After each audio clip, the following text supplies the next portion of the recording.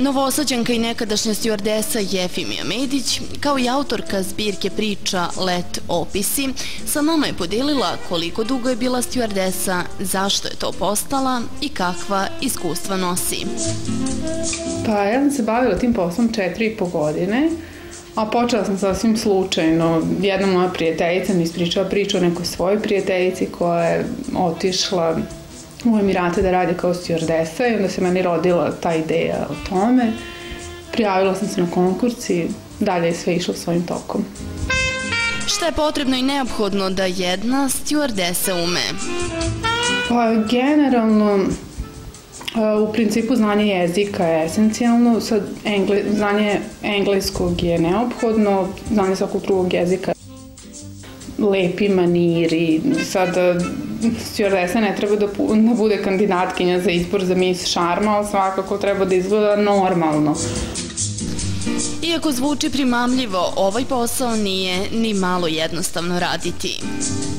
Da počnem prvo sa manama. Mane su to zato što, na primer, kada imate duge noćne letove, vi ne možete da spavate tokom tog perioda, osim ako ti letovi traju od 10 do 15 časova, onda imate neki period odmora gde možete da odete da legnete. Odvojen postoji deo za posadu da spava, naravno, ali fizički može da bude veoma iscrpljujuće. Zatim, ako često menjate vremenske zone, potpuno ste izgubljeni da li je sad za vas dan ili noć, tako da to može da bude jako nezgodno za vaš organizam. A prednost tog posla je što za male pare možete da obiđete ceo svet.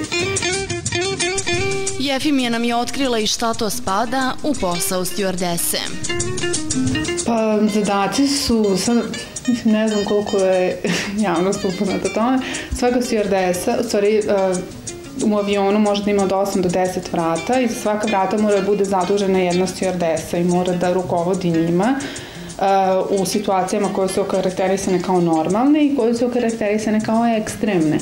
Zatim mora da osigura kabinu. Mislim, osim služenja kafe i čaja, postoje razne mere bezbednosti i takođe trebalo bi da bude, mislim, trenirana uvek za prvu pomoć i trebalo bi da se snađe u situacijama kada neko dolazi na svet ili kad neko umire.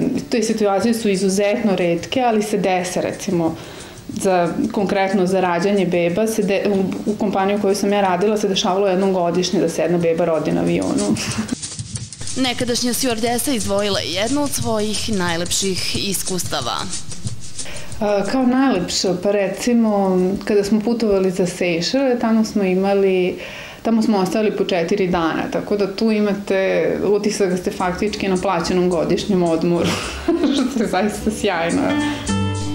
Grešite ako mislite da je ovaj posao ženski i muškarci su prilično zastupljeni. Pa zastupljeni su. Ja čak nekad mislim da treba da ima i više muškaraca. Zato, na primjer, ako se desi da postoji neki agresivan putnik, nijedna žena neće njega moći da smiri toliko kao što može neki muškarac. I mislim da je zabluda da je to isključivo žensko zanimanje. Napustila je posao stjuardese, ali uskoro je očekuje put na destinaciju koju do sada nije imala prilike da vidi. Pa, po zanimanju sam arhitekta, tako da sam radila u jednom projektnom birovu, a sada trenutno ne radim, pošto treba svakog dana da se porodim. Tako da, moja sledeća destinacija je Betanija.